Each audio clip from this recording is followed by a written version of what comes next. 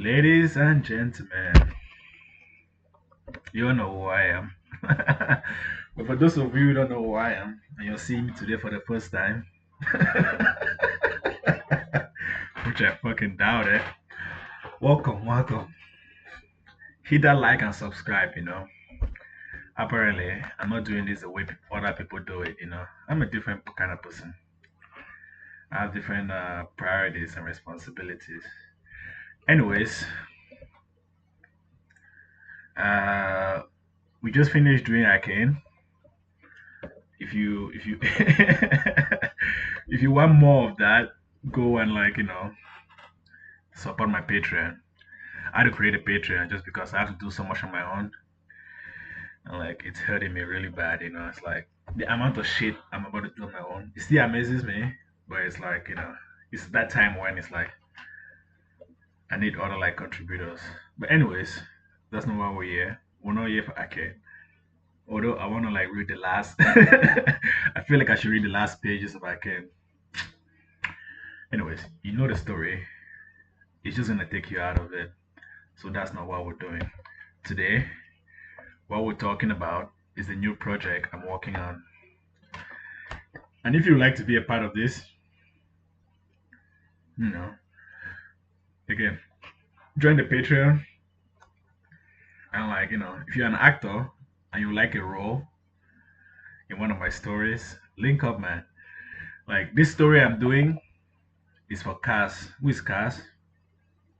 Cass from Supernatural, man. You know the guy. he he's always bugging me. It's like he's always texting me, like blowing on my phone, like every time. Like, D, why are you working on? Nah, nah, nah, nah, nah, nah, nah. And I'm like, bro, can you leave me alone? I don't like to be disturbed. Anyways, but Cass never leaves me alone, man. Every 3 or 4 months, he's blowing on my phone again, like, D, what did you do this year? And I'm like, bro, that's my line, man. I'm the listener guy. It's my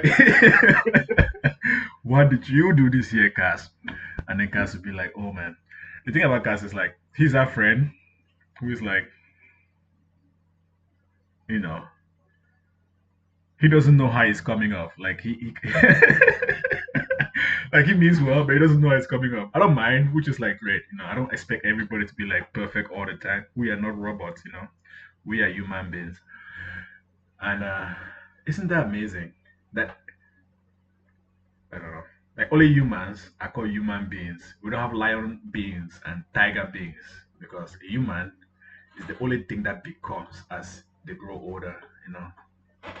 A lion knows it's a lion, but a human becomes a human being. Interesting. Nomenclature, the naming of things.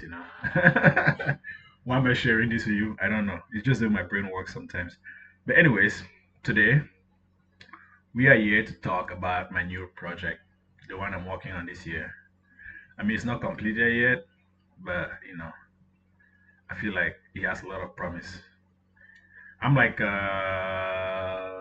episodes in. It's just because, like, man, I've been swamped lately. I have to do like 1,000 fucking things on my own, which I don't like. People like to come and be like, D, how can I help? It's like, bro, pick a thing and help with. It's like, if you come here and you can't do anything, guess what? You're just a person who can't do anything.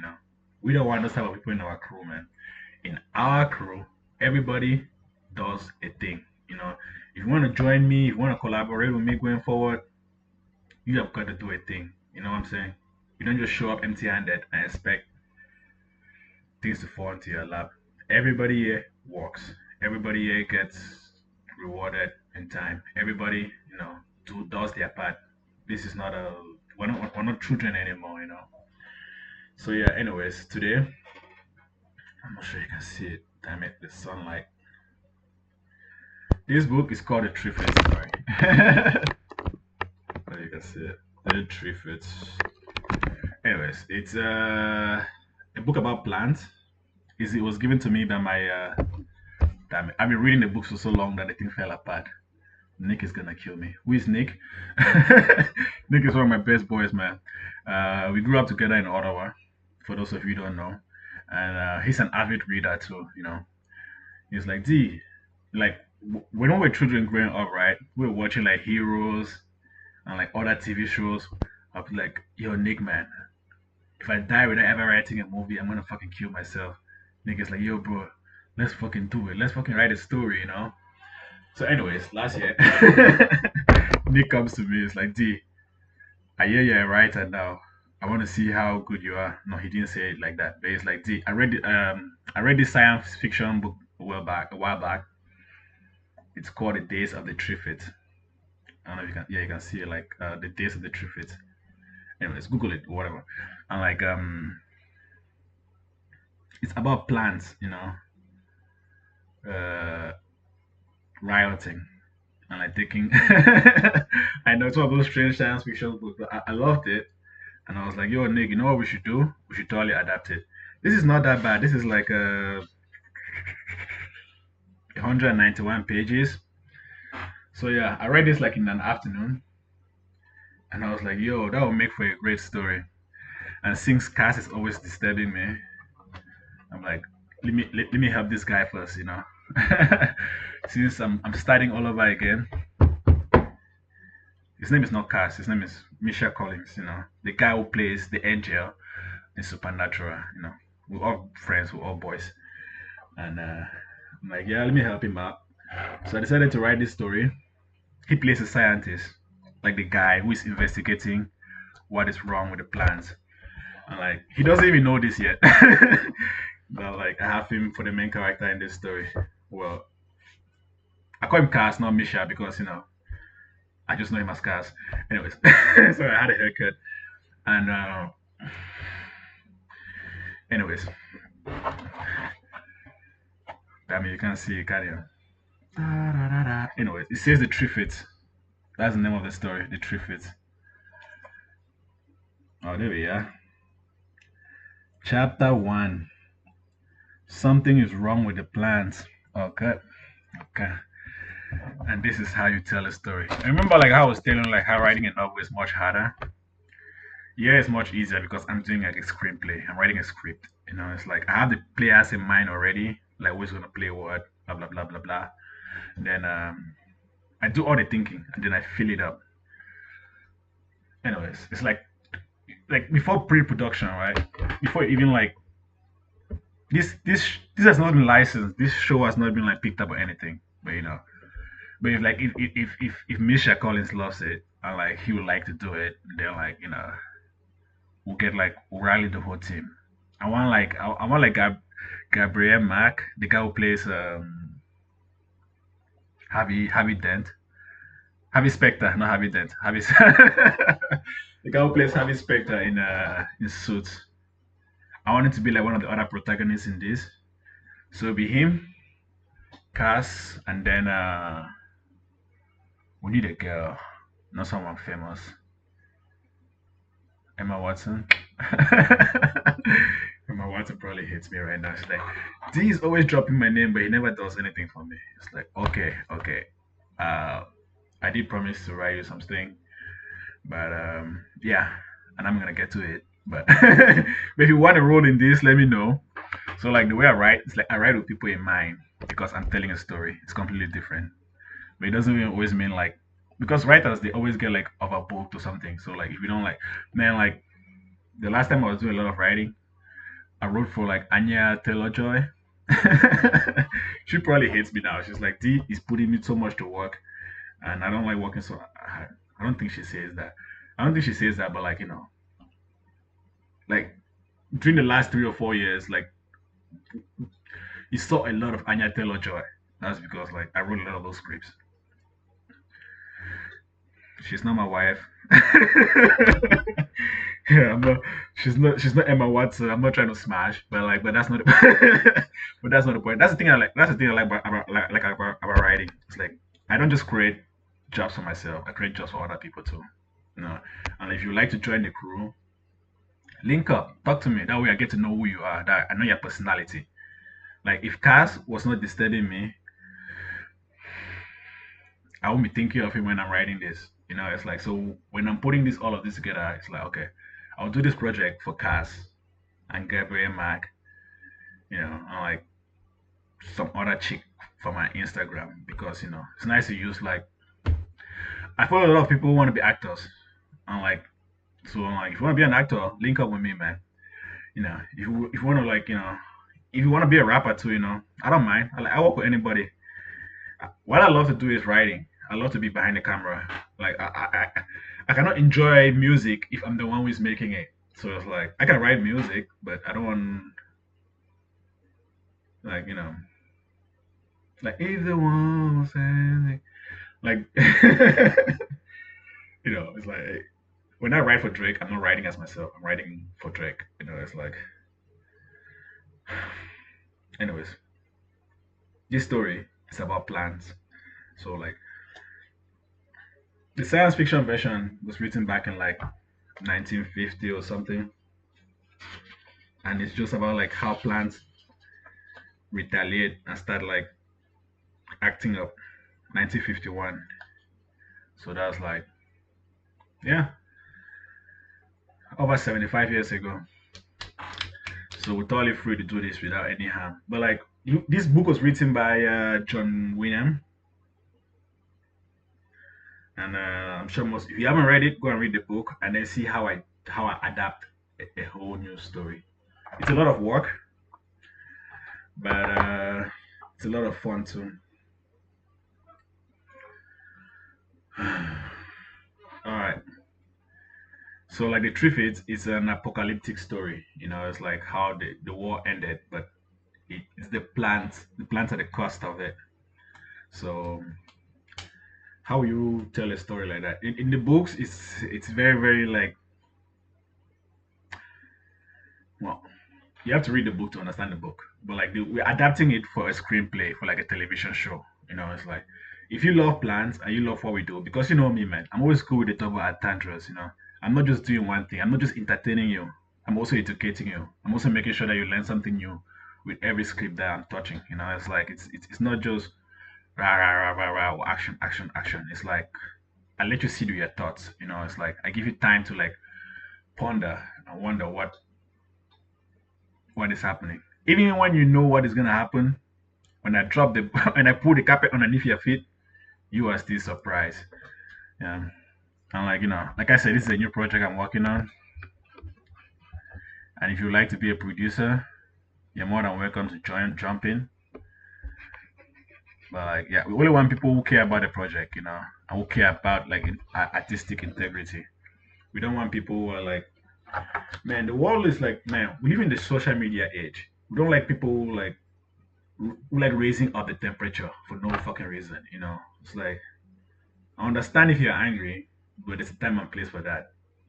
Don't be bringing your anger to work or like, well, you know what's up. But anyways, this is how we write screenplays, and I'm not saying I'm the best at this, and I'm not saying I'm the best person to ever pick up a pen and write, but I love the amount of work I put down. Like if this actually sells, like I've written like 3 episodes so far, and each is like about 50 minutes. Because in screenwriting, right, we want to do like a page. A page should be like, sorry, you can't fucking see anything, can you? A page should be like 1 minute. So like it's a different font and different style, which I prefer. And like because you just I'll explain it as I go along. But it's a different feel to it. But if you're just here for like good entertainment, again, if you like more of this and you would like to support me, so I can actually hire more people, I need like I need a lawyer, I need an agent, I need an assistant. Uh, what else do we need? Man, with an assistant, my life would be so much easier. It's like everybody has an assistant except for me. Everybody has like a crazy fan base except for me. Like people don't when people see me, right, they don't show the emotions that they are feeling. It's like imagine I loved you, but instead of like telling you that I loved you, I pretended that I didn't know who you are. It's like so it's like I never get any emotions like from people. And people always want me to like bond with them and be deep and like be vulnerable. It's like for me to be vulnerable with you, you have to be vulnerable with me. It's like it's like honesty. The second you start lying, the second you start like backtracking, everything feels weird. Everything just falls out of place. But yeah, when I'm writing this, like I said, I want like Cass to produce this. Why? Because I know him personally. And if he fucks with me, I'm gonna. But it's none of that. It's none of that. But like, yeah, I'm writing this for him. Like, yeah, yeah, yeah. That's what I'm doing.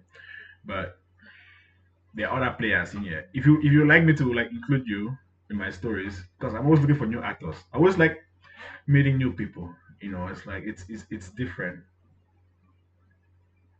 I can't explain it, but it's my writing style. It's like I need to be in China and feel like or in India and feel the place, so I can write about it. That way it connects to people because we are all just human beings, no matter what walk of life no matter what career we choose or what path we choose to walk. We are all human beings. There's a way that we can relate with each other, and that's what I'm trying to bring into my works. And I only want like people who are like serious about it because like you want to come here and be talking about your feelings all day. I don't have time for that, man.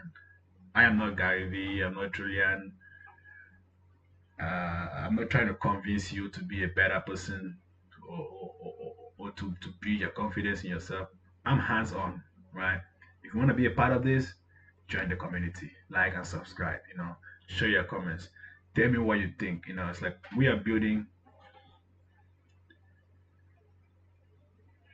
something that we want to last. We're only making art that we like. If we don't like it, we're not making it. It's really that simple. But if you want me to help you your screenplay, or like just bounce some ideas off you, well, join the Patreon. Let me know what you think. Let me know how you. Let me know your story because like if I'm doing all the talking, then I'm just hearing myself talk, and that's not fun. It's better when it's collaborative.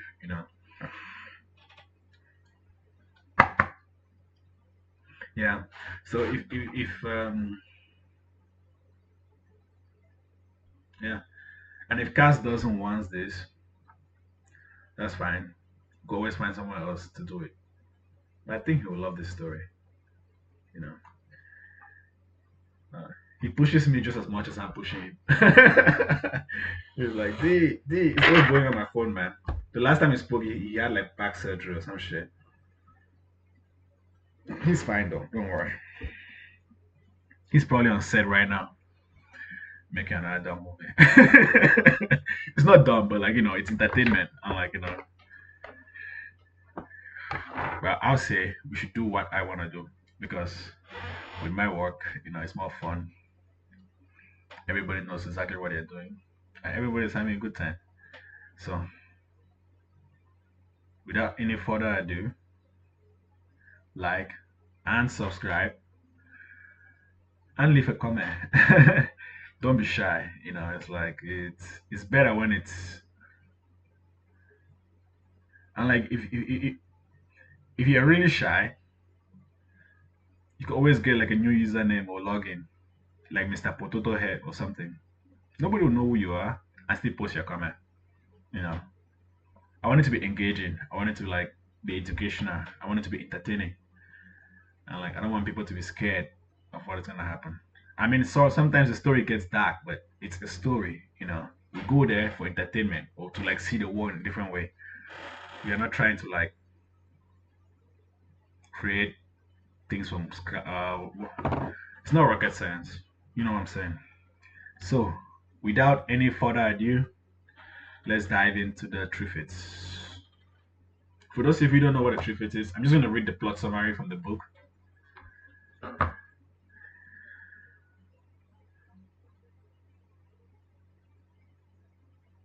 Why were these hideous Triffids roaming the ruins of Earth?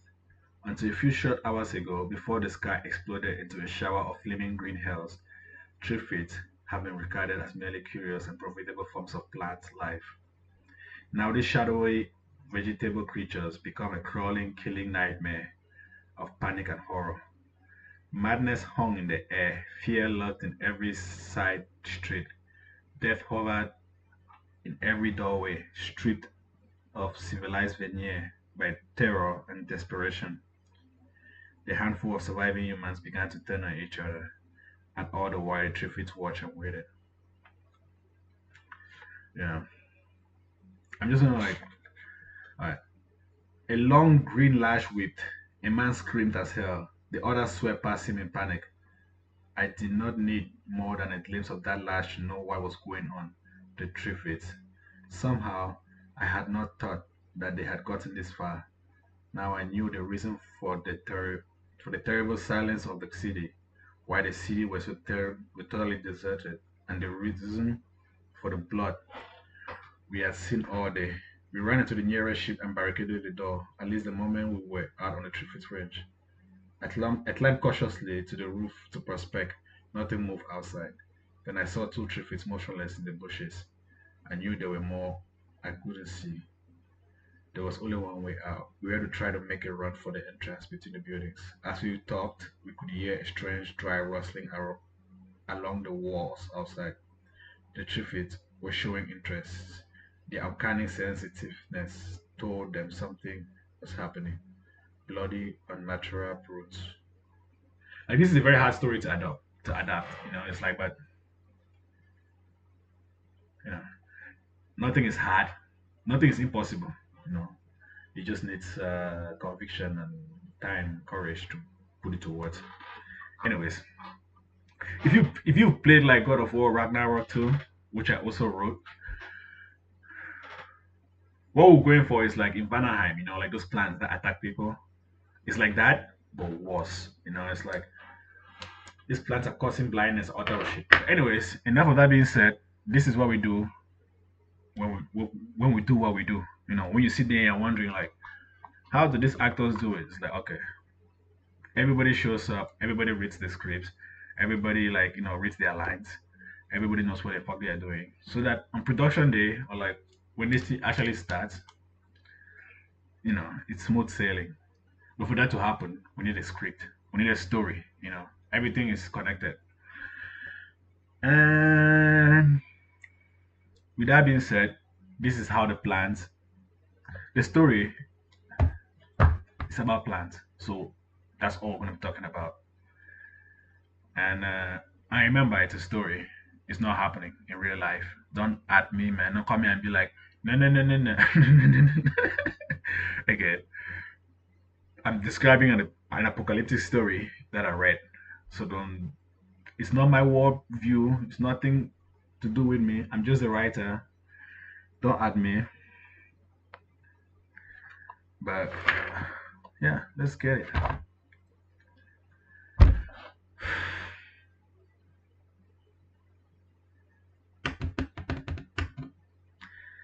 The Triffids. Pilot. Something is wrong with the plant. Sorry, man. I'm so thirsty.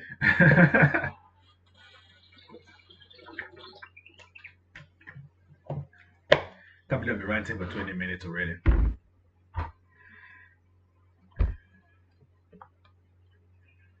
Alright, so with screenwriting, it's different because, like, well, you'll see it. Alright, so the Triffids pilot, something is wrong with the plants. Like, that will appear on the screen, like, something is wrong with the plants. And then day one, that's literally day one, it appears on the screen, like subtitles. And then Montana, USA, like, again, subtitles. And then we begin with the exterior, yeah. And the camera slowly zooms around the countryside in Montana. The carpeted forestry, the rivers, the old trees, the ones with huge stems and branches, so big and so tall that they look like giants. Like the camera views them above, then comes down, then views them underneath, then you see like the tree. We describe everything that way. The director knows what the fuck they're doing. Again, if this is Car's script, I want him to work with a director that he loves, and like, anyways, or he wants to direct it, let him do it. Hell, if he wants me to direct it, I will do it. I got a lot of time on my hands now that anyways, yeah. Gus also wanted to do like a live show One of these days, man. All right, let's continue. We won't get out of the story again. We won't be breaking. Okay. The camera slowly zooms around the countryside in Montana. The carpeted forestry, the rivers, the old trees, the ones with huge stem and branches so big and so tall they look like giants, eucalyptus trees, baobab trees, birch trees, pine trees, maple trees, and the mountains, all a welcoming sight. A hiking path, people going for a run, others on a zip line, some animals in the trees, monkeys, birds, and eagles soaring in the sky, a snake coiled up and patiently waiting for a prey by a mole's hole, and a butterfly about to take flight. So like you set the scene, like you want to the second you introduce, you're introducing a new script. You want to make sure that like it's very encapsulating. Like people's eyes dart around, but like they can follow a pattern. So like you want to do it as slowly as possible. But anyways, let's continue. The camera settles on a variety of crops being farmed. A cornfield, farmers planting different crops, different plants, trees, and a gardens, a tomato farm, a pepper farm, a scarecrow standing in the middle of a field, several farmhouses with greenhouses attached to them. For all intents and purposes, it's a beautiful ordinary day on the farm. So like we see all of these things and then we zero in on the farm. Yeah, on one particular farm. It zeroes in on a man sitting on his porch reading a book with a double barrel shotgun to his side. To his side, like he's sitting there reading a book with a double barrel shotgun to his side as the sun sets in the distance. He looks like a man in his 60s. Most of his hair is starting to thin out and is mostly grayish white. He's smoking a pipe and reading a book. So, like, you understand what I'm going for, right? We're setting the scene. We're just talking about this old man right now. It can be any old man. I don't have to cast everybody. We'll fill it up as we go along.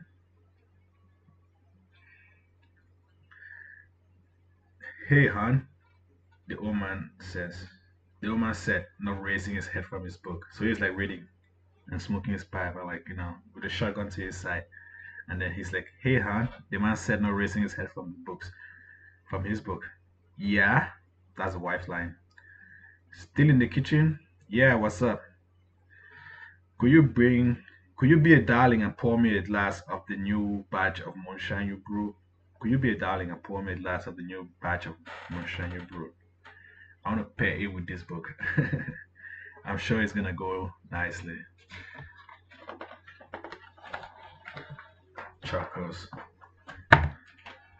The wife, she chuckles. No. Doctor said you should stop drinking moonshine. That is not good for your health or your eyes. How are you gonna keep enjoying a book without your eyesight? The wife said as she brought him a glass of moonshine. She was about his age. Most of her hair was almost white, but it was still full, and she still looked beautiful. She looked like a woman who took care of herself and was loved right. He took off his glasses, rubbed and rested his eyes, looked at her as she gently puts the glass of moonshine before him. "Thank you. After all these years, I must say I made the right choice," the old man said. Like, that's the old man's lines. Like, "What, honey? What is that, honey? Marrying you. I could have been, I could have been having the worst." Okay, Jesus. We still haven't even introduced all the characters. This is just like intro, and I'm really like having a hard time. What is that, honey? Marrying you. I could be having the worst day of my life, broke and in despair. I'm talking the worst depression. And I would think of you, and I will look up, or and I would think of you, or I will look up and see you smiling halfway across the room. And suddenly my mood would change. I feel younger. I want to go dancing. I want to try harder. Aw, you're so sweet. The wife almost bursting into tears. Like, why do you always make me cry from joy? I just hope Benji, Jacob, and Stella get to find love like that, like this someday. Well, I hope so too. It's been a long time since they visited. Kids these days, they're all grown up now with their own problems. That's the wife's line. Everybody has a line. Everybody does. Look at us, old and gray, hands all wrinkly. I could use a belly dancer, you know. I used to be. Sorry, this is the wife still talking. So I'm still setting up the scene. So it's like kids these days, they are all grown up now with their own problems. Look at us, old and gray, hands all wrinkly. I used to be a belly dancer, you know. I used to be so hot I could stop traffic. I know, I married you, the old man said. After seeing you dance once, I was there. They both laughed, cheered, and took a sip of their moonshine respectively. Then out of a sudden, there's a sort of rattle noise coming from the farm. It's like the sound of a rattlesnake. It's like the sound a rattlesnake makes, but the intervals are much longer. The dog starts barking wildly and runs into the cornfield. At least the crop yield this year, at least the crop yield is great this year. We'll be able to meet our quota, the wife said. I know, just amazing. We should have enough seeds too for next year. Max, Max, the old man shouted after the dog. Do you hear that? What do you reckon that is? That sound? Probably a snake, probably a rattlesnake. I better take a look. Closing his book with the bookmark peacock feather. Alright. A rattlesnake in our neck of the woods? That's strange. Probably one of those Stefan's boys playing a prank. Oh my god, man. Stefan is dead. Alright. This story is dedicated to my boy Stefan. Like, you guys probably don't know who this guy is, but there is no me without this guy. You know, it's like, he's like, I modeled Vanda after him. He was a bartender, he was my friend, and he just passed away recently. That shit broke my fucking heart, man. Anyways, he has like three boys. Well, at least last time I checked, I don't know how many children he has now. But like, he was like, I don't know. When I first came to Canada, one of the first friends I made, man, a truly stand-up guy. When I found out that, I just found out that he passed away. That shit broke my heart. But anyways, uh, this story, if he ever gets published, I'm gonna dedicate it to him. And like, I usually write and put my friends' names, and then I change it later on. But I don't think I'm gonna change this in the story, just because it's the only time I mention it. And like I said, you know those people who help shape your life as you grow up, and older. He's one of them. Yeah, the old me take it out, but like this new me is like, yeah, I will leave it. I'll be children see this someday. I'm like, I inspired to be writers or, you know, presidents or, you know, gangsters. I don't judge. You know, it's not my place to tell anybody what they should do with their lives. But I just wanted to know that, you know, their dad was a real one.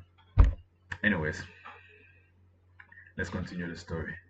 Do you hear that? What do you reckon that sound? Probably a snake, probably a rattlesnake. I better take a look, the old man said, closing his book with a bookmark peacock feather. A rattlesnake in our neck of the woods? That's strange.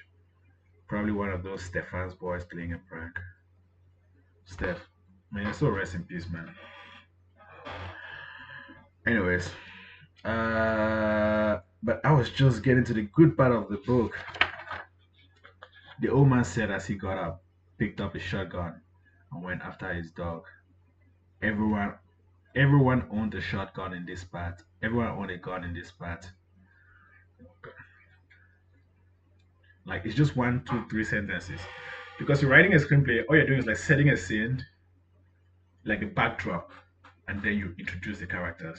Like that's how I can explain it. Because only one person can be talking at a time on camera. You know, it's not a party, and so like it's like how you write. It's completely different. You know, it's like Anyways, Max, where could that mud have run off to? That rattling, that rattling, could it be a snake in our neck of the woods? The wife asked again, getting up and following her husband slowly into the farm as the sun was setting.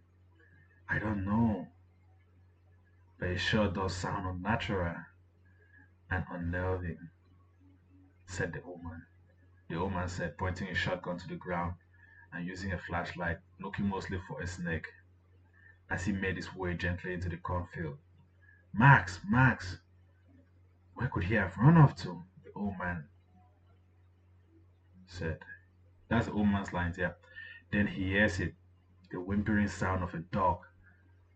Then he hears it, the whimpering sound a dog makes when it is injured. Now he's charging through the fields, trying to get to his dog. His wife is actively behind him. And then there is a narrator in the story. So every now and then the narrator will come and like say some things. So the narrator of the first time is talking. We'll get like who is that guy? The guy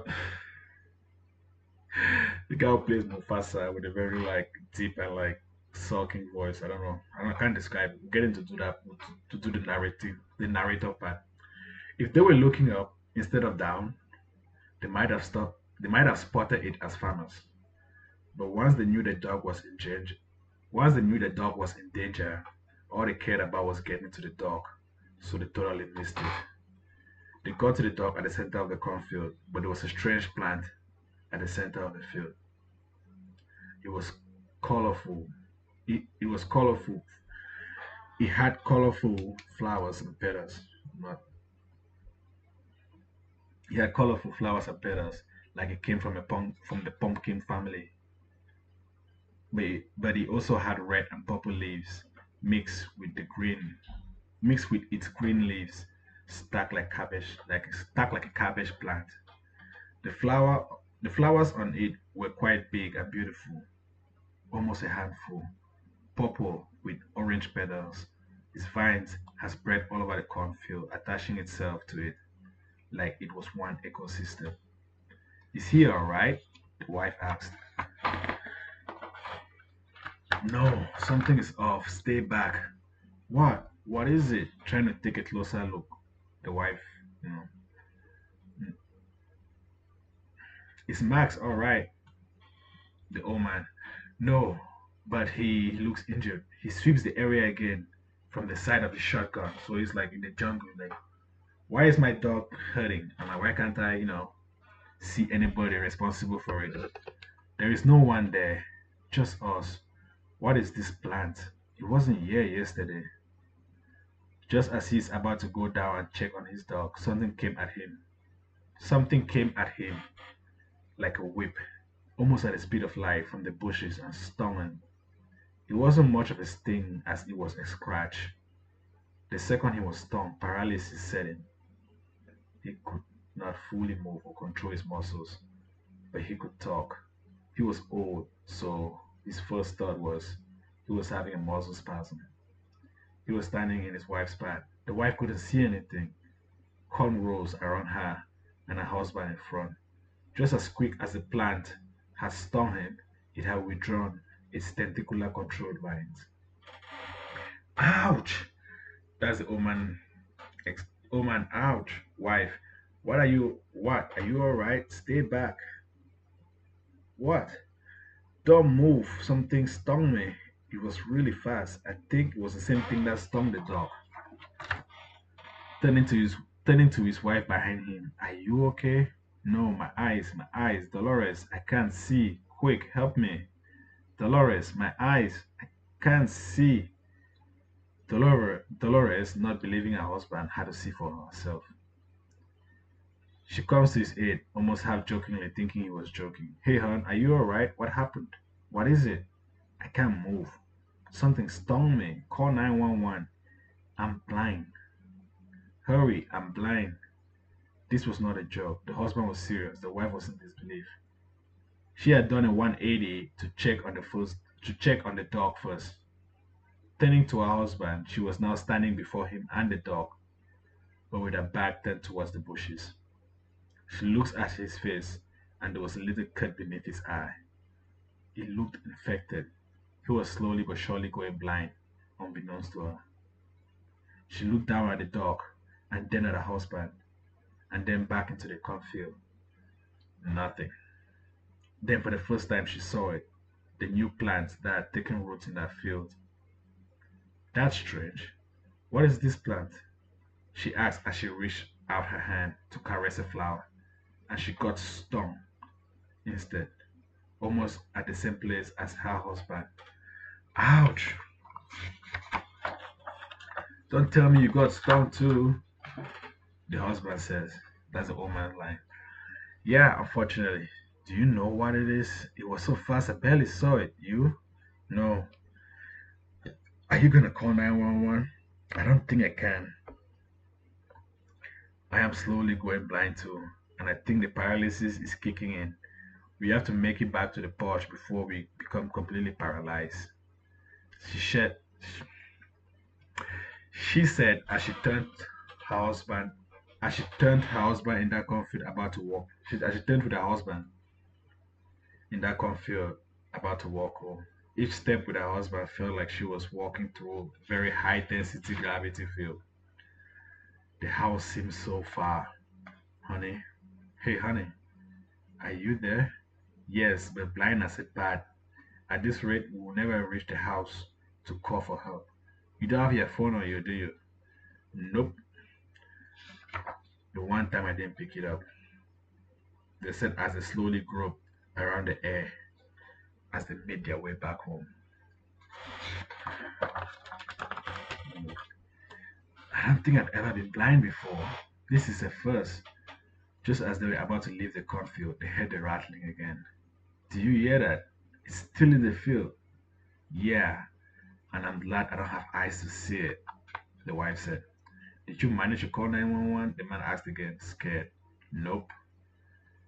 I came to check on you and the dog first. I never knew walking could be this hard. I don't think we have enough strength to make it back to the house. Keep walking. Force it if you have to. That rattling sound, it's getting closer. I can hear something slithering through the fields. You don't have to tell me twice. They had managed to they had managed to trek back to the edge of their property from the center of the cornfield, next to each other like glue, mostly guided by a shotgun in the old man's hand. He never even had a chance to use it. The rattling sound was getting closer. Then it happens. It looks like the root of a plant, but it was so fast it could have been anything. It struck them at the back of the head, precisely and simultaneously at the top of their spine. Like boom. They dropped down on their knees, face down like a log of wood, still holding on to each other, afraid of the dark. But now there was a gaping hole behind their heads, and their eyes were bloodshot from the trauma. Dead. Damn. That's just day one, and that's in Montana. So what we're doing now is like it's a setting. So like we're setting the story. We don't have to actually go to Montana to shoot this. This is day two, and we are in Vancouver.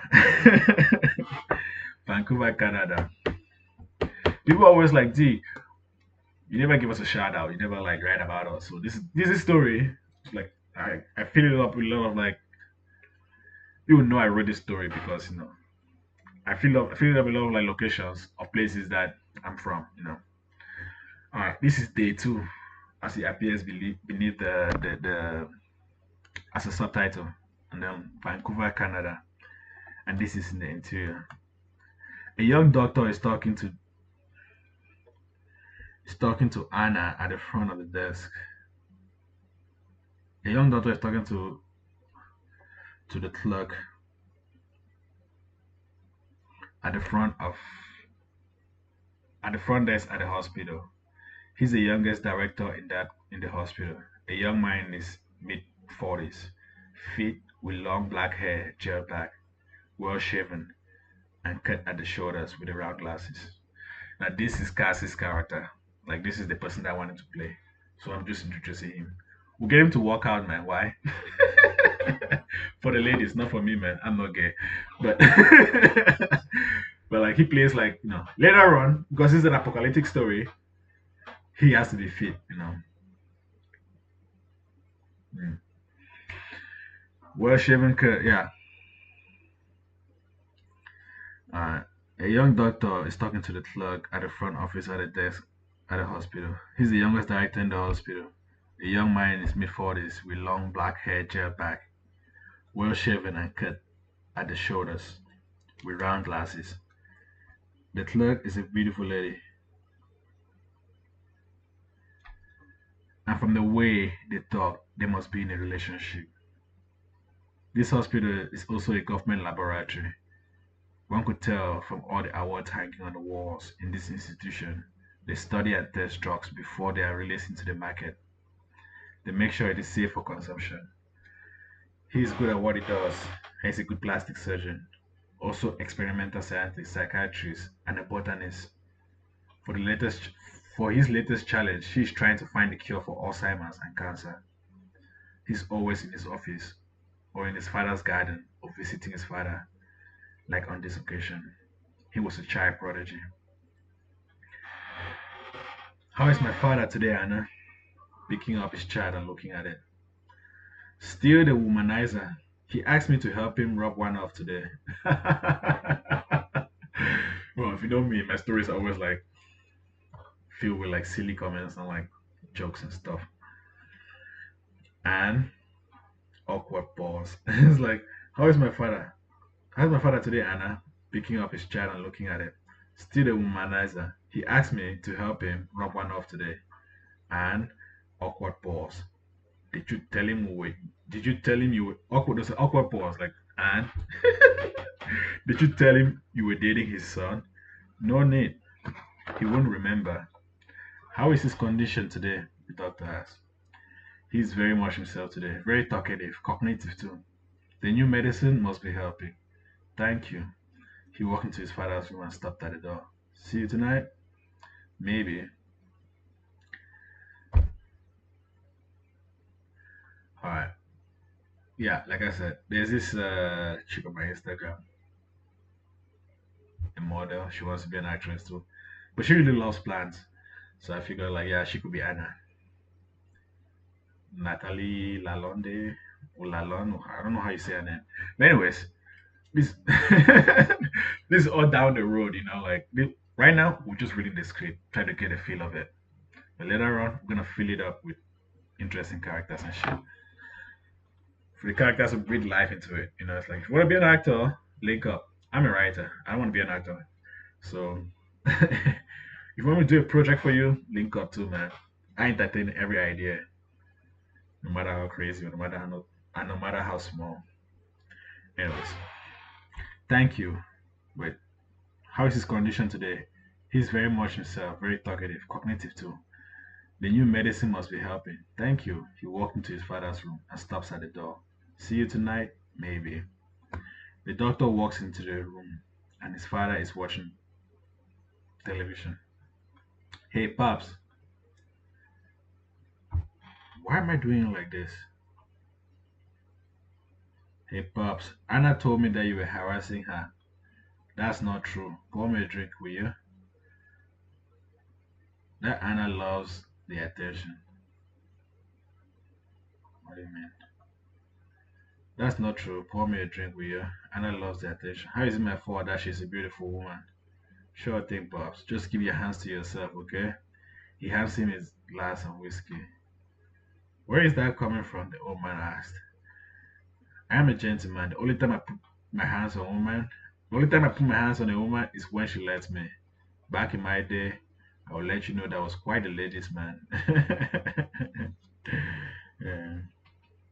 Anna walks into. I don't know how. So I made a mistake and editing, so it's like it's throwing off my whole entire script. I'm gonna have to go back and like touch it up again before I send this out. Anna walks into the room and stocks the shelf. Both father and son look over to see her do it. Like, Anna walks into the room and she's stocking the shelf. And both her father and the son, they both look over to see. Eyes forward. I can feel your eyes on me, Anna said. Um, Anna said without even looking back at them. Eh? We're talking to the doctor said, like both of you, that's Anna's line. Oh, isn't she cute? When oh, isn't she cute when she oh, that's doctor. Isn't she cute when she's mad? You just know she's a firecracker. That's the old man's line. What is that supposed to mean? Anna asks. Don't mind him. Just take it as a compliment. That's what he says about every girl he fancies. Heard him my whole life. Well, when I was your age, I was quite a womanizer. I know, Pops. I was there. You never had any money for us, but you always had enough for both drugs and women. And look how you turned out. Also, I know I'm not that old. You don't have to call me Pops in front of Anna. This kid, you are so embarrassing. That's his father talking. What will mother say about this? Aren't you tired of breaking her heart? She's my wife. The thing we used to do. Please, Dad, stop. Now you're embarrassing me. I'm so gonna get sued for this. Don't mind me. I think it's cute that the old man still has a used sex drive. Roger, where's Billy? I am Billy. Roger is gone, Dad. Rog, Billy, is that really you? Yes, Pops, it's Billy. Roger is out there helping with the war effort. Like the old man has dementia. He's sleeping, confusing his children. Yes, yes, that one. He was always stubborn. I can feel my like yes, Pops, it's Billy. Roger is out there. It's out there helping with the war effort. Yes, yes, that one. He was always so stubborn. I can feel my senses fading. My memory is slipping. My mind is not what it used to be. What is happening to me, son? You are sick, Pops. Hang in there. You are at the hospital. It's okay. I'm here now. Billy is here. Billy, is that really you? You look just like my father when he was your age. I hated him. What? What? Tell me. What? Tell me, did you become a doctor? Yes, Pops. In multiple fields. You still have the same glasses I bought you in secondary school. Yes, Pops. I'm glad you know this. The experimental drug the experimental drugs must be working. Billy is a good boy. He takes after me. You guys are so cute together. It melts my heart. That's Anna. Did you know why I decided to study plants? The old man asked. Yes, Pops. I've heard the story 1,000 times. No, I haven't, Anna said. She was lying. She loved the story so much because it was quite bizarre. She just liked hearing it. When I was a young man, the old man, this is a voice over. When I was a young man, I was studying to be a doctor, a surgeon to be specific. During my time as an MD, I came across a man that defied the laws of science. He was diagnosed with the HIV virus at the time. I remember because he could not believe it. He claimed to be a virgin, that he had never had sex before. I had to explain to him that there was more than one way of being infected. He made me run the test over and over and over again, just in case I had made a mistake. I did wholeheartedly. The man was paying and the money was good. So yeah, I ran the test on three separate different occasions and he still came back positive. I felt his frustration. He had stopped to help a woman after an accident and she coughed blood into his face. And she coughed blood into his face after he had just shaved and cut himself. This guy came for money. And he's one of those rich people who would just not take no for an answer. We tried everything. With the amount of money he was paying us, I thought we were gonna be the ones to discover the cure for AIDS. Anyways, one day, our mysterious benefactor comes into the hospital and says he's going to Brazil, that he heard of a miracle plant in the Amazon that can cure any disease, and he was going to research it and bring it back. I insisted that it was a scam, that there was no such plant. But like I said, he was strong-willed and stubborn. Next thing I know, I was flying with him to Brazil to research plants with healing properties. We tried and tested everything to no avail. Ayahuasca, Xerba, Matico, Achiati, All these plants are famous now because we made them popular in the 70s. So we ventured further and further into the jungle until we until we were hunted out by Amazonian tribes. Are you lying to us, old man? Anna asked. No, he has pictures. He was a student under David Antevoro. He just went his own way, the research and the development side. I'm just building like a lot of character backward, you know. The story is still getting like to the meat and potatoes. Jesus Christ. I too am an old man. Sorry, old man. I'm too old to be bothered to be I'm too old to bother telling you lies. Do you want the rest of the story or not? Go on. And I said, oh man. So we ventured further and further into the jungle, made friends and bribed the local Amazonians with medicine, sanitary stations, and lighters for firewood, canned food, all types of stuff. Back then, back then the Amazon was twice the size of what it is today. Harder to navigate and more dangerous. I thought the mosquitoes were gonna suck me dry. We cataloged so many plants and new species, insects, still no cure. So one day, after spending years in that jungle, my mysterious benefactor lost his mind. He was consuming too many hallucinogenic plants at the time. I still remember that night in particular because there was a huge bonfire. One of the chieftain's daughters was getting married, and we had all been invited. There was music, drums, dancing, fermented alcohol. We all partied that night till daybreak. That was when we realized it. Realized what? And I asked. That our benefactor was missing. We searched and searched for him for 7 days and 7 nights to no avail. And just as we were about to give up on the last night, there he was, walking out of the jungle in his Adam's clothing, dirty, filthy, and mouth all covered with black and green bits. So I rushed to him. We had become great friends at this point. What happened to you?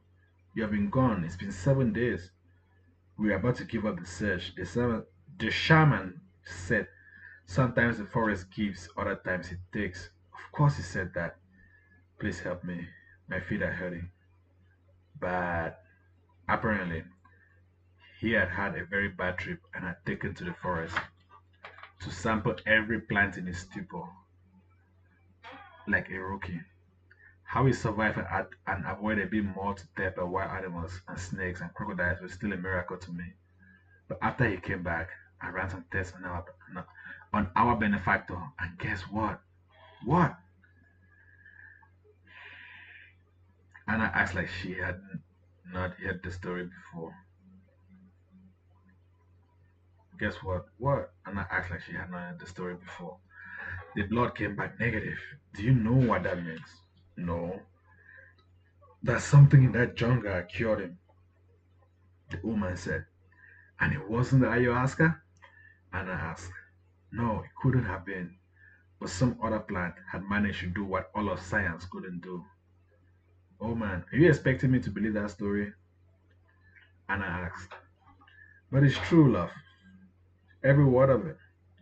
After that, we searched and searched through the Amazonia rainforest for another year and a half, cataloged every strange plant we came across, but we were never successful. So eventually, we gave up. Our benefactor was here, and there was nothing keeping us in that jungle anymore. Looking back now, those were some of the best days of my life. Oh man, I just remember the girls at Ipanema Beach. You know me, man. Every time I freestyle, I gotta put pen in it. Wow, his memory is great today. That would be like, the doctor said that's Cassie's character. I will get it. She walks over to the phone on the wall. Manson's R&D lab. Yes, it's the CDC. It's for you, director. That's for our doctor. His name is, Billy Manson. Dr. Manson speaking. That's the doctor. And it's like, yes.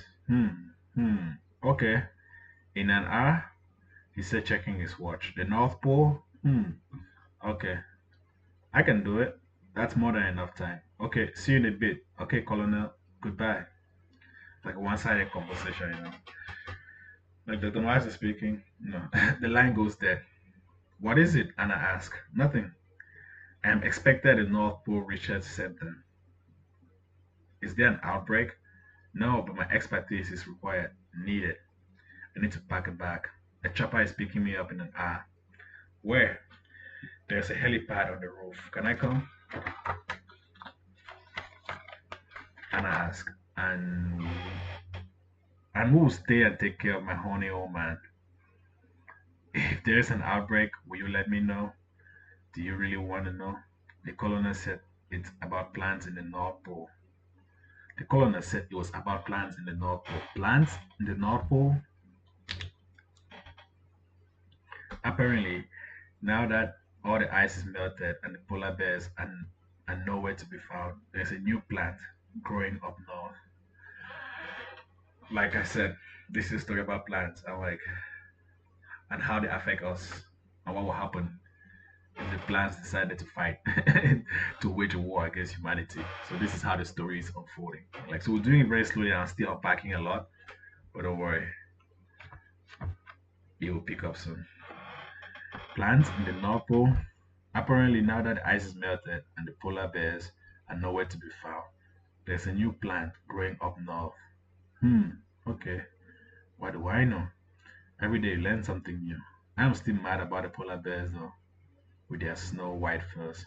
So cool. Me too. I'm glad I won't have to worry about them though. The last time I was in Alaska, a polar bear mauled one of my colleagues as we were setting up tent. I didn't even notice a thing. It was so aggressive. 2 more inches and it could have been me. This mad lad I worked with pushed me out of its way and died for it. They had to do a closed casket at his funeral. Shit, I was really traumatized after that. Didn't leave my lap for a whole year. But you're still gonna go out there. Of course, my country needs me. I need to know what is going on with the plant at the North Pole.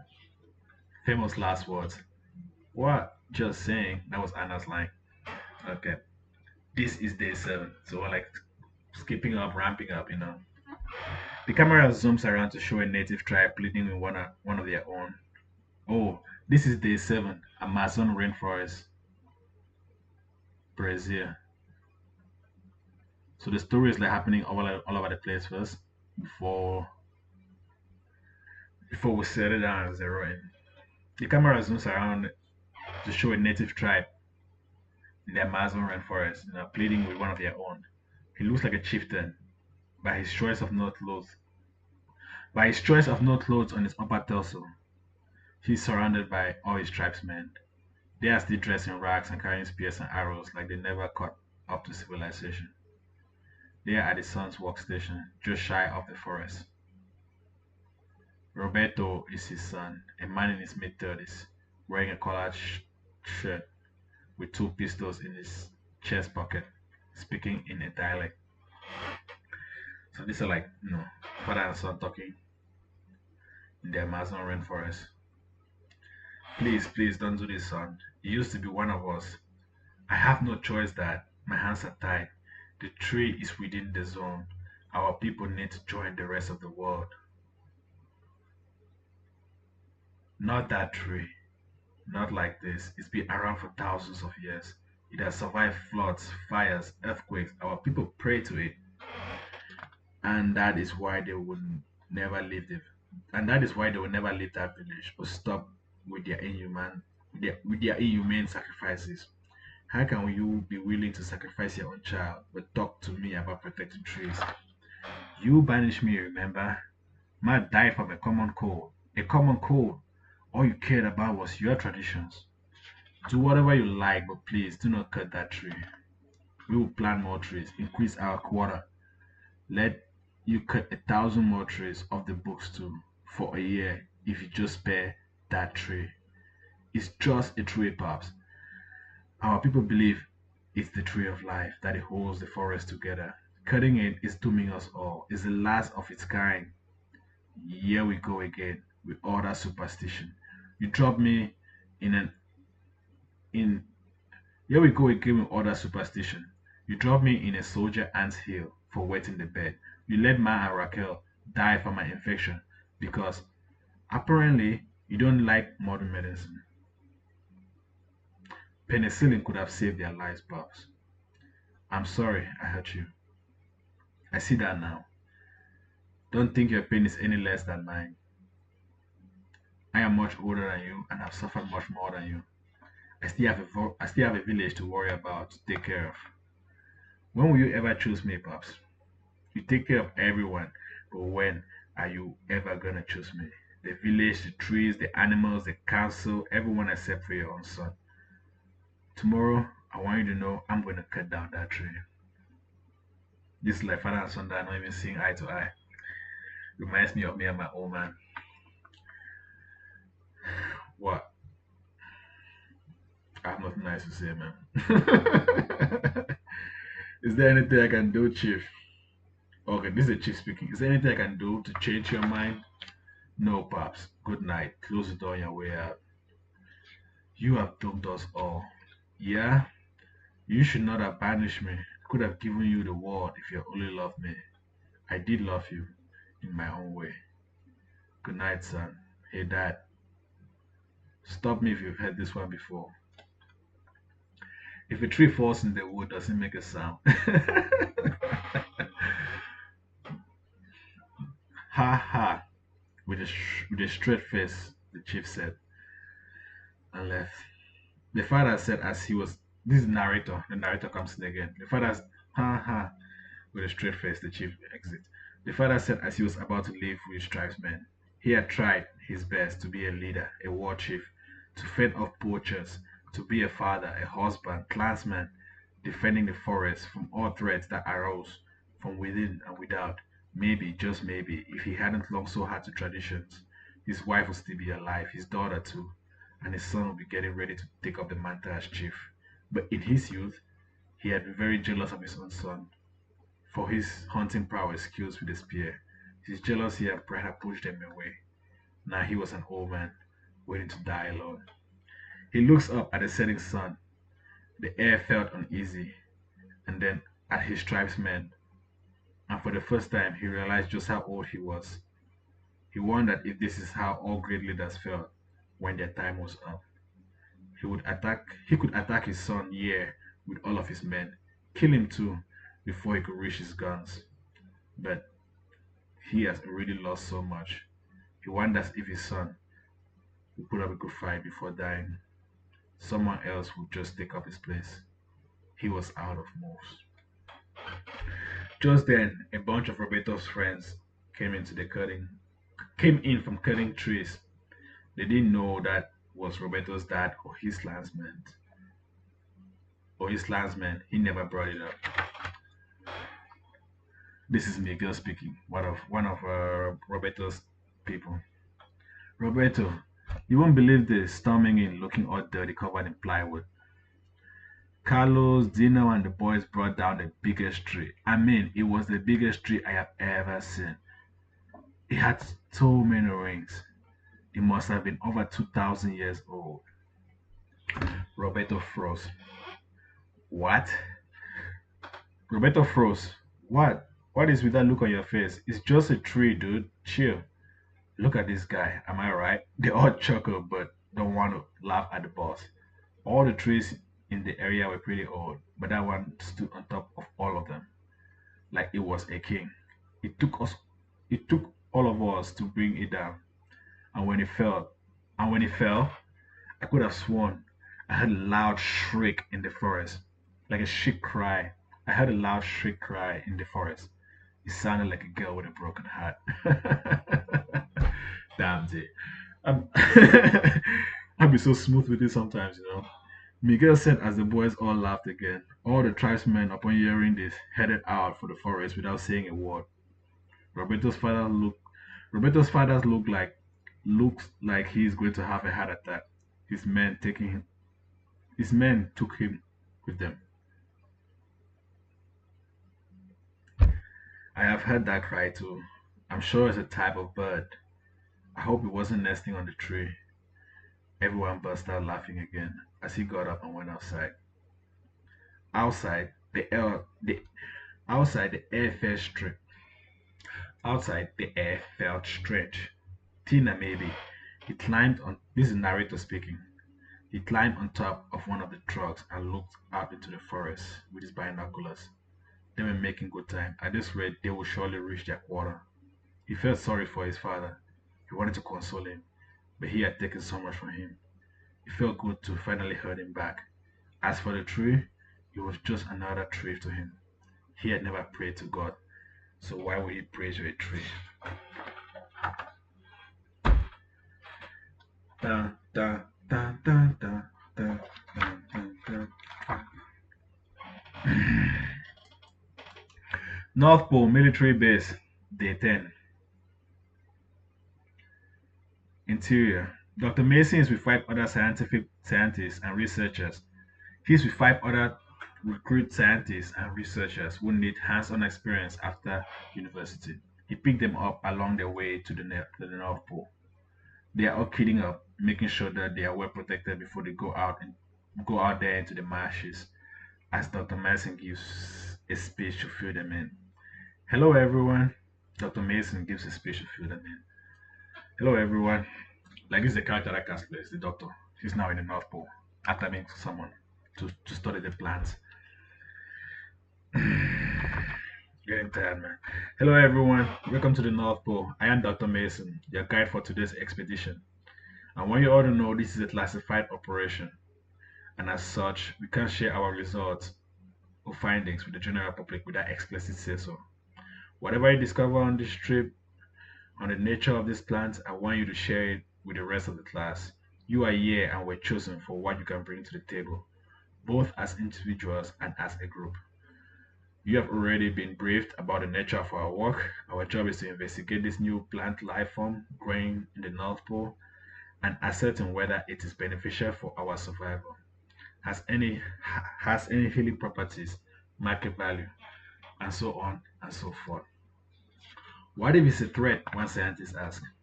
Well then, our job will be to come up with ways to properly dispose of the plant. Plants growing in the North Pole. Am I right? What's next? Walking plants, talking plants. They all laughed. We have already done wonders. We have really done wonders to this planet.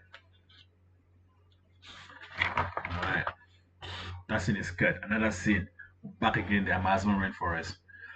But Roberto is outside having a smoke. He looks out at the view and sees Miguel's car driving fast towards him. It's a black Jeep with no doors. He knows it must be bad news. He hopes he hopes none of his boys are dead. There must have been an accident. His employers hate lawsuits. He finishes the last of his cigarette and tosses it as Miguel pulls out of the car. Come with me, boss. What is it? Roberto asked. I can't explain it. You have got to see it. It's those guys from yesterday. You have got to see it for yourself. Get in. They drive off. Roberto observes all the empty spaces, all the trees they have cut, but he doesn't say anything. He knows something is bad. Are we doing the right thing? Cutting down these trees? Roberto finally asked. We only cut the old adult trees. People complain about tree cutters, but we also plant trees too. The old has got to die to give way to the young, especially for plants and trees. They need light to grow. Don't worry, no one ever complains when they sit on a chair or at a dining table or at their favorite bar or sleep in their beds, their favorite house, or read their favorite books. How do you think they will rationalize it? Trees have been there since the dawn of time. We can't cut all the trees in the world. The axe forgets, but the trees remember. But the tree remembers. The axe forgets, but the tree remembers. If you know me, you know I wrote Andor too, and that's another line from Andor. The axe forgets, but the tree remembers. What can I say, man? There's a tiny thread through all my stories that if you're actually a true fan, Okay, you were able to plot a whole different story. But I don't want to send you on a goose wild goose chase. If you can't find the thread and the connections between all my stories, you just can't find it. I'm not telling you where it is and where to go find it. It's part of the Easter eggs or whatever, you know. Anyways, the axe forgets, but the trees remember. But the tree remembers. That's Roberto's line. Then Miguel laughs. You do know that trees die, right? Like all living things. I once saw lightning strike a dried up tree. I once saw lightning strike a dried up tree. I felt like Moses in the burning bush. There was no one there to witness it but me. I almost took off my shoes and got closer, but then I realized I wasn't religious, or even the hero in my own story. To tell you the truth, I was afraid. Yeah, silly me. Our ancestors did not cut all the trees making bows and arrows or ships, but then again, they did not have industrialization. This is why they are all. This is why they all have to join civilization. I am sick and tired of their barbaric I am sick and tired of the barbaric practices. Blah blah blah. Too many arrows. Barbaric practices. Yeah. Miguel, we are here. Brace yourself, yeah? If you survive this, you will never be the same again. So remember your own words and ruminate on them in the years to come, boss. For once, I'm glad I'm not in your shoes. Before we get out of the car, I want you to know that nothing here is your fault. These villagers are batshit crazy. They worship false gods and shit. What is it? The anxiety is killing me. Stepping out of the car with his two pistols by his side in the strap, they got out of the car at the base of the tree and started walking towards the tree, climbing root branches after root branches. The people had been coming here for years, hanging trinkets and food for harvest. It could all be seen on the lower rungs of the roots of the tree. It had been years since Roberto had been here. His anger towards his father had blinded him. They climbed up much high to the base of the tree, and Roberto saw it. What Mickey had brought him out here to see. He could not see it from he could not see it from the base of the tree a few minutes earlier. So you remember that tree, the one I was talking about yesterday? Miguel said, the one that took all of our collective effort. It turns out these villagers were seriously tree worshippers. This old man, I think he was a chieftain or something. He was so heartbroken. Everyone thought he was gonna have a heart attack. Then he muttered some words and said that with his blood he hopes to restore the tree. There he is at the center. The look on Roberto's face was complete and utter shock. Around the look on Roberto's face was complete and utter shock. Around him there were over 200 people who had committed suicide. The tree had been cut very smoothly. It looked like King Arthur's round table. It was round, smooth, even majestic. Damn, D. The story be getting so dark, right? And D is still there, like putting in work, making putting in pain and shit. What happened here? Roberto asked. So as I was saying, the chieftain killed himself to give his blood to the tree, but his followers decided it wasn't enough, so they killed themselves to give their blood to the tree. Then their wives came, then killed themselves along with their children. All of this must have happened between last night and this morning. Look at the blood. It's all turning black. Some of it is still red. That was what I put together. Even in death, his father had managed to take everything and everyone from him.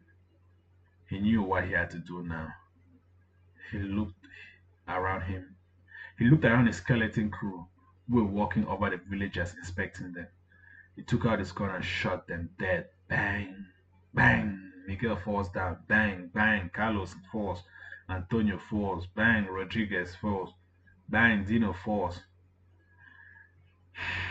Good thing he had two guns. And he was the only one who was armed. He shot the rest of the guys. Roberto, it's me. It's us. Why would you kill everyone? Why we did everything you asked of us. Sorry, Alejandro. You must do one more thing for me. No one must know I was ever here. No one must know I was ever here. Bang! The last shot rang out, and Alejandro falls. The forest is silent. Every animal in 100 miles radius knows that sound and is already heading in the opposite direction. That's the thing about writing, you have to you have to put in everything, every little bit to make sure the experience feel lifted. Like if you read this story, you think I'm in the Amazon, dragging you with me, telling you how to survive and shit. The forest is silent. Then this is a narrator speaking. The forest is silent. Every animal in 100 miles really knows that sound, and it's already heading in the opposite direction. Roberto fell. Roberto felt Roberto felt alone in the world as he stood alone on that tree stump, surrounded by all his dead clansmen and friends.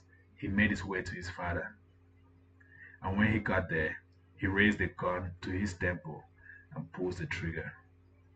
This is one cover-up that he wishes that he was alive to see how his bosses pulled it off. From birth to death, his life was a living hell. He was glad to be dying among so many people whom he loved. In some way, he felt special. He felt connected to them in some way, and to that weird tree that his people have worshipped throughout the centuries. What a joke, he thought as he died.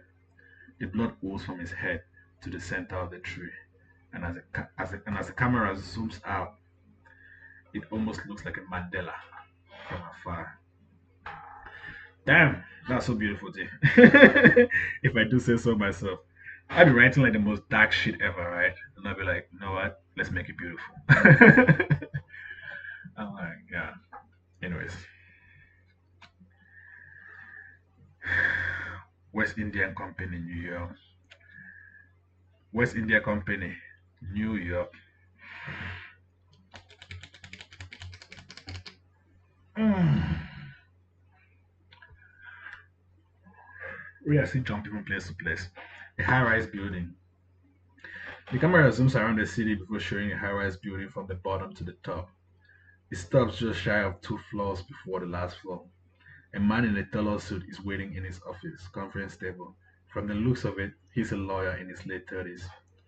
He has all the necessary paperwork before him, done and organized. He must be waiting for a client. He arranges them to make sure that they are perfect, no paper is overlapping. He's very meticulous about his work. His phone rings. He looks at it. It's the head of security, Mr. Salazar. He picks it. He's about to turn it off, but decides against that and answers the phone. Hello, Benjamin. That this is Knox talking, the lawyer with the papers in front of him. Hello, Benjamin. I'm about to close the deal. Can this wait? No, boss. It will only be a second. Good news or bad news? Bad news, boss. I know how you like to hear those right away. Go on then. You got until my client walks in. It's the workers, boss. None of them will go into the forest. None of them. What day is this? All right, this is somewhere else. Yeah, this is okay. It's the workers, boss. None of them will go into the forest. None of them will do their jobs. They are all quitting. What? Why? Did you not pay them? Didn't you lay down the law? Because that's why we hired you. For shit like this. It's not me, boss. It's them. It's not me, boss. It's not them either. It's the woods, boss. They are scared. I am scared, boss. This is something new. It's like God. It's like the gods are angry. Gods are angry. The woods. Okay, give it to me straight. Don't hold anything back. Yes, boss. How do I say this? The trees are bleeding. What? What do you mean? Just what I said, boss. I didn't believe it until I came in and saw it for myself. I took a video, sending it to you right now. He sends the video. Where are you right now? I was in Chad talking to the president, but now I'm in Cameroon, the African rainforest. I had to come and investigate it for myself. People are like, dude, you never like talk about the places you're from. It's like because when I'm writing a story, I hate to include myself, but people want to see like I'm a Cameroonian. That's where I was born. So yeah, I include some of those stories there. So this thing is not just happening in one place; it's happening to plants all over the world. So like we'll still get into the meat and potatoes of the mystery. So what is so what is it exactly am I looking at? Is this a prank? No, boss. It's like I said, I've never seen anything like it. That's our rubber plantation. Usually, the rubber that we tap from these trees comes out white. This is red. There are reports of farmers disappearing. Mr. Knock watches a video as Benji cuts a tree after tree, and they are all bleeding. This is a $1 billion operation. Get in touch with Roberto. He hasn't called in today. Stand by. My clients just walked in. In the meantime, try to keep a lid on this. Investigate all you can and send me everything you know. Every hour on the encrypted channel. Also put a cleaning put up a clean put a cleanup crew on standby just in case. Yes, boss. Drops the call. Thinks out loud. Fuck. I can't catch a break. Okay, I need to take this to the boss right away. But after, let me first handle this meeting. It's always one thing or another. His assistant opens the door and introduces the client as she walks them to their seat. He came with three other lawyers. She's a cheeky girl in her early 20s in a pencil skirt. The CEO was a Japanese man in his early 30s who had created the equivalent of a TikTok media company. They all walked over to the conference table. Mr. Knox, you're one of Locke, CEO of Lux Media, Siri Suchi, and his lawyers. Thanks, Christine. Have a seat, gentlemen. I thought today of all days, Mr. Davenport would be here. I thought today of all days, Mr. Davenport would be here. Mr. Davenport is a very busy man, but I assure you, he gave me the power of attorney to sign on his behalf. He wishes he could be here in person, but you know he's got an empire to run. He hopes you have to. He hopes you have enjoyed your stay in the city and have had the time to read over the agreement. That's pretty rude, don't you think? Not showing up with all of these zeros on the line. I thought Mr. Davenport would come through on his end. He asked and looked at his lawyers. No one ever met Mr. Davenport, Knox said. I just represent him, and I still haven't met Mr. Davenport. Like I said, it was a last minute thing that he had to attend to. Personally, it was to the best of my knowledge he had already that he really gave you his word on this. Are you trying to hustle Mr. Davenport? I meant no disrespect. We looked over the paperwork and everything is to our liking. Good. Then I need your John Hancock there at the bottom, and you will be $1 billion richer when you walk out of here today. And I still get to run my company as I want? Yes, as stipulated in the agreement. Until when you can't do it anymore, we'll start bringing negative returns. In the excess amount of 100 million. You see, the West India Company is a conglomerate. We've been around since World War One. We're in the business of making money. It was in the agreement. Why am I giving you the spiel? You should know all this. It's just people talk. Some say Mr. Davenport is the devil, that no one ever gets to see him. The man likes his privacy. The man likes his privacy. What can I say? Are you gonna sign? Because I don't have all day today. Yes, it's just the deal is too sweet to be true. That is why we have lawyers. Did they read over the documents, all of it? Yes. Look at the lawyers. Who also not. Then until when you are called upon to repay this I owe you, which must not happen in the first 5 years upon signing, we are good. Suchi signs the papers. It tell Mr. Davenport thank you again. He just saved my business. You are most welcome. Goes to hand him a check but stops. You did disclose everything, right? Our investigators didn't miss anything, right? Because Mr. Davenport hates liars. Lying to Mr. Davenport is a big no-no. Yes, I did, Suchi said. Good. Hands him the check and shakes his hand, but doesn't let go but pulls him in close and looks into his eye. It was a pleasure doing business with you, Mr. Suchi. Stay in touch. Good. Mr. Davenport welcomes you to the conglomerate. Mr. Davenport welcomes you to the conglomerate. Your enemies are now his enemies, and your friends are now, well, his friends. Any problems, you come to us first, before anyone, before the cops, before your lover or best friend. We can't protect you if you don't let us in completely. Do you understand? Do we have an accord? Yes, I understand. It means a lot. He lets go of his hand. Then I bet you a deal. I still have a full day of work ahead of me. Mr. Davenport has a lot of high hopes for you. Don't disappoint him. I won't. It was a pleasure doing business, Mr. Knox. Thank you for making this whole process easy. As they walk out, high-fiving each other outside Mr. Knox's office. You are most welcome.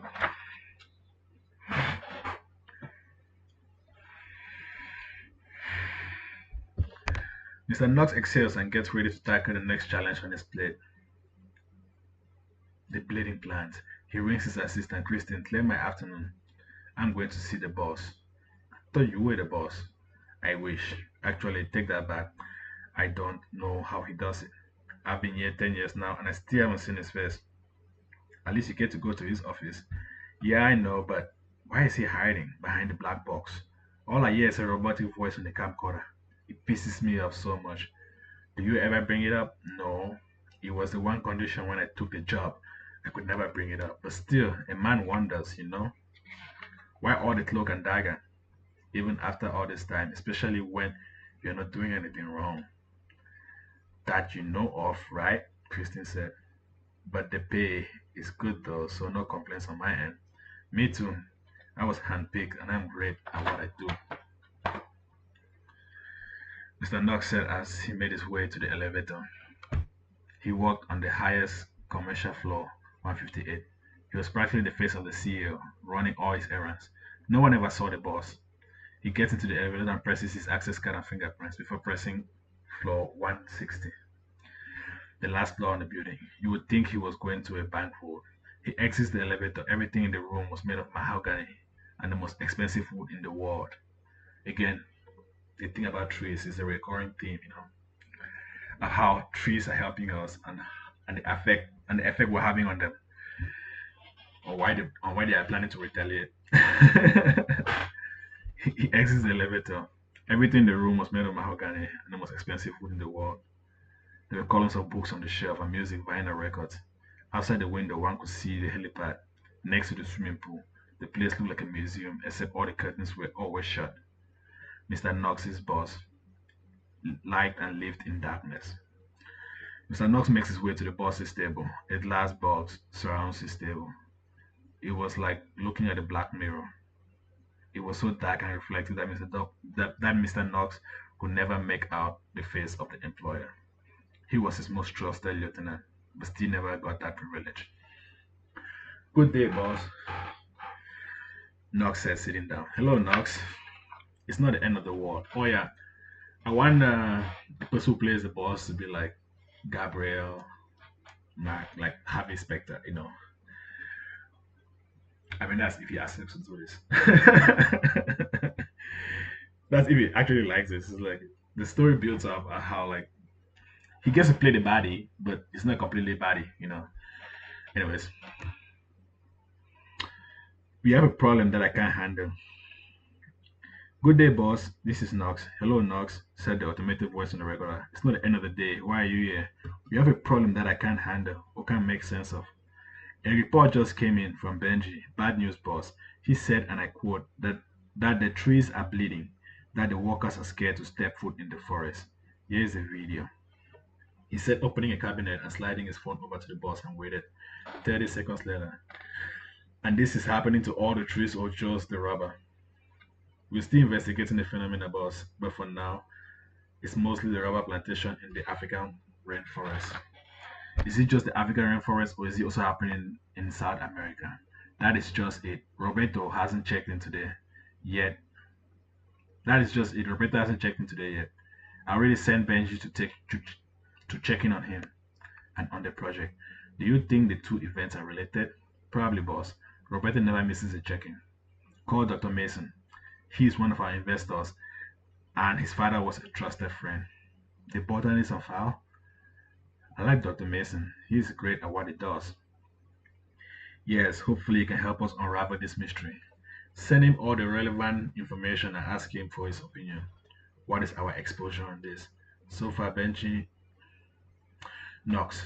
So far, Benji has managed to put a lid on things from his end. Also, I have a cleanup crew on standby ready to go. How many farmers are there? 156. I need more information.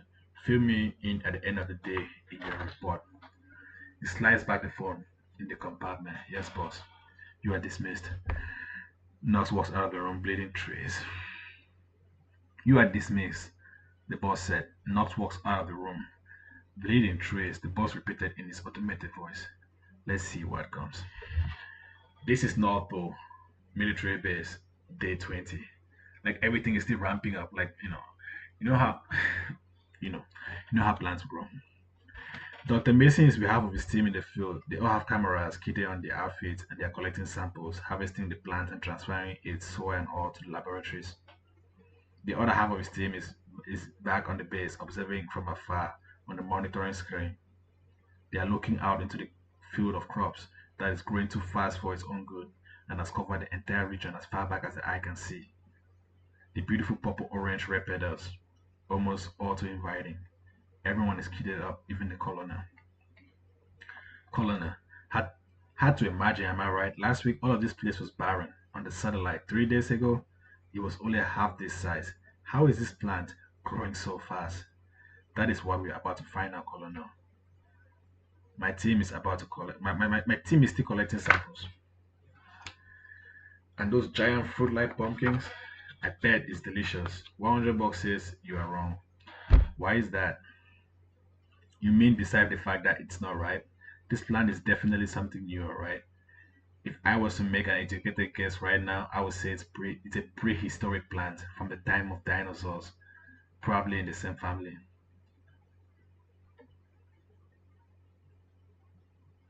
Probably the same family as pumpkins or watermelon. Why is it growing here and not in some jungle? Who is to say it is not growing in some jungle? One thing is for sure though, it does have a lot of pollen dust.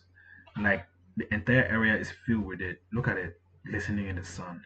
Too bad there are no butterflies in the North Pole yet. With these flowers, who knows? Maybe we could have butterflies as hard as rhinoceros beetles. Sorry, I'm not a science guy. Is that a good or bad thing? This is a colonel speaking. For plants, it's a good thing. Tell the colonel, have you heard of the butterfly? Tell me, colonel, have you heard of the butterfly effect? What is that? I'm a, I, I'm a point and shoot type of guy. I'm not proud to admit it, but I joined the army so I won't have to do the thinking. There's nothing wrong with that. It's quite simple actually. A butterfly flaps his wings in Brazil and it rains halfway across the world in Japan. What does that got to do with anything? Think about it, colonel. With this much pollen and winds up in the north, the pollen from this plant, it's already halfway across the world by now. Let's just hope the plant is not dangerous. That cannot be possible. It is, colonel. When an earthquake hits Japan last, it is, colonel. When an earthquake hits Japan last time, soccer balls, kitchen utensils, and katanas washed up at my beach house in Vancouver. So what are you saying exactly? That this plant is gonna start popping up everywhere. Let's hope it's not dangerous. Why would it be dangerous? Like I said, it's prehistoric. And eh, and every fruit we eat now, you name it. Oranges, mangoes, apples, tomatoes. It's tomato a fruit or a vegetable? Anyways, all of it was domesticated by our ancestors thousands of years ago. That is why we can consume them. Get to your point, Doc. This plant is something new. If I am right, which I always am, it still has to be domesticated. Look at the pollen dust that rests above the field. It's too much. If this plant is prehistoric, as I'm guessing, it may be dangerous for all living animals, including humans, and it's already too late to stop. Is there a way to gauge the severity? Only after we've collected more data and ran some tests and lab results. A voice come up and a voice comes. I need to see how the plant reacts in every environment. In light, in darkness, stressors, all of that will be in my report. Caller taps his caller to answer the call.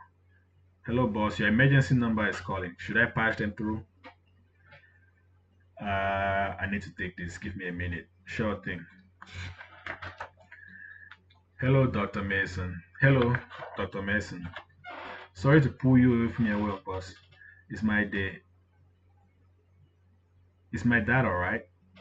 Mason asked. Yes, that's not what I'm calling. There was someone here earlier from the West Indian companies, a certain Mr. Knox. He says he knows you.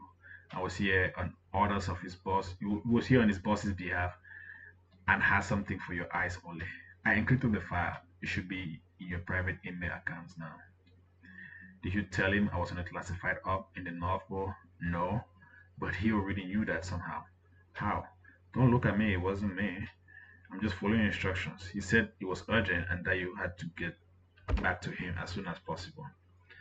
That Mr. Davenport will owe you one. Dr. Mason stopped everything he was doing and went back to his office. Mr. Davenport was a noteworthy investor in his firm. Anything for Mr. Davenport. He was a shareholder in Mr. Davenport's firm. They had mutual respect for each other, he thought. But like most people, he never met Mr. Davenport. Dr. Mason thought about the reasons Dr. Mason thought the reason he hides from the public is because he has an ugly scar is hideous, but not once did he think that Mr. Davenport was a devil. He was a scientist after all, and such thoughts never crossed his mind. He logs into his email and sees an email thread labeled for your eyes only and clicks it. It was the same video from earlier, a 45-second video of Benjamin cutting a tree, and after the tree, cutting tree after tree in the African rainforest, and it's all bleeding red. Mason calls Mr. Knox on the number on the screen attached to the email. Hello, is this your idea of a joke, Frankie? Do I look like a comedian, dog? No, what is this exactly? No, what is this exactly am I looking at? Is this some sort of a prank? Am I getting punked? No, I don't have time to be making jokes. I have a business to run. All the farmers on the plantation, on the rubber plantation, quit this morning. They think it's witchcraft. Farmers are disappearing. Interesting. And what is your story? That this is man-made, some form of corporate espionage to hurt my company? That is why the boss needs your 2 cents on this. What? Bleeding trees, that is all. If this is true, then this is the second strange thing that I have seen this week that is happening to plants. What was the first? Plants growing in the North Pole.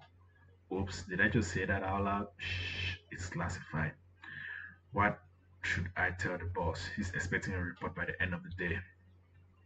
Unfortunately, you have to wait. Something strange is happening to plants all over the world, that's for sure. If I am right, and I'm 99% right all the time, a strange third phenomena is on the way. These things just don't happen in twos, it follows a pattern. What do you mean? Knox asked. During World War II, people fought and bled so much in poppy fields that the white poppy flowers changed its color to red. This might be what's happening here. Evolution. It happens really fast and differently in plants.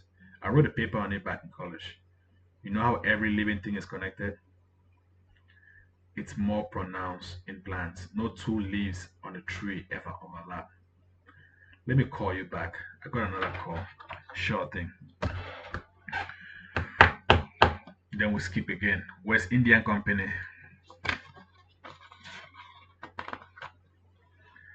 Mr. Knox just hung up the phone. I was not talking to Benjamin from earlier. Hey boss, more bad news. What is it this time? Roberto is dead, and so is everyone in his crew. And that Amazonian village, you know the one. And that Amazonian village, you know the one that has been giving us trouble. Every one of them is dead, and it wasn't us. Is it a terrorist attack or rival company? What is going on? It's definitely an attack of some kind. Let me send you the area drone footage. I can't explain this shit, boss. One of the boys I sent to check in on Roberto sent me this. Here's the footage. I'll be landing in Brazil in a couple of hours. Mr. Knox clicks the video and watches the area drone footage of what happened in Brazil rainforest. This is going to cost the company billions. First, all the workers in the African rainforest all quit their jobs, and now and Roberto and his team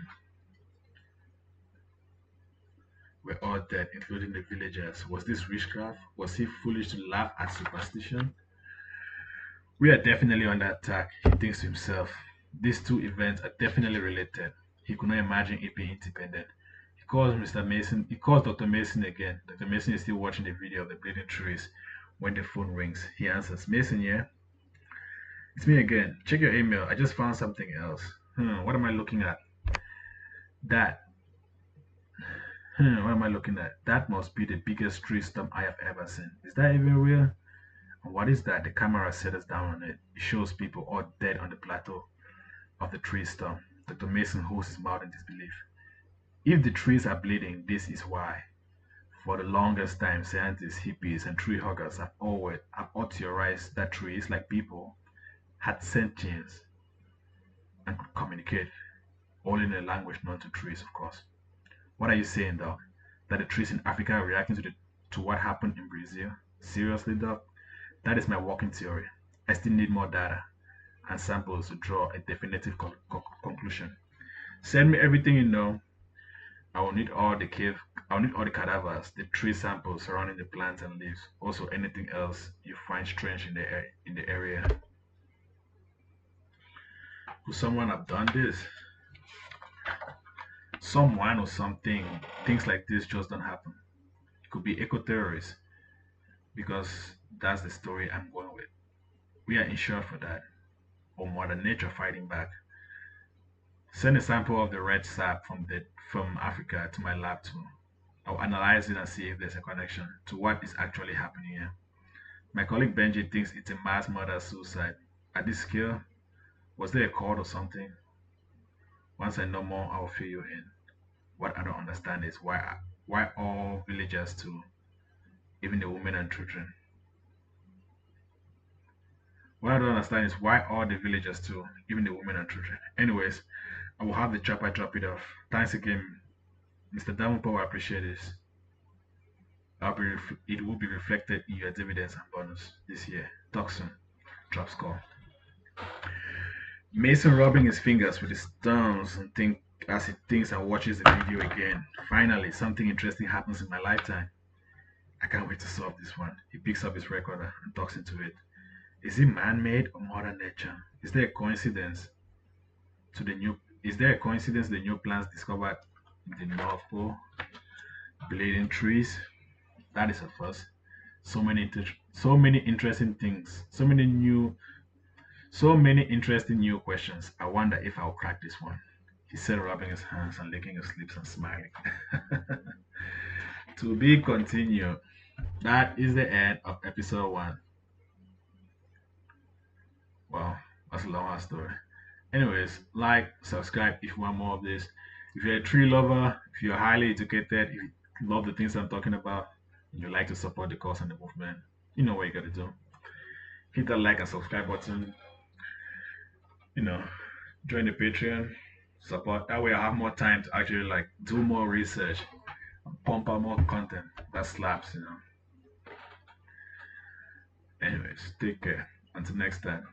Toodaloo.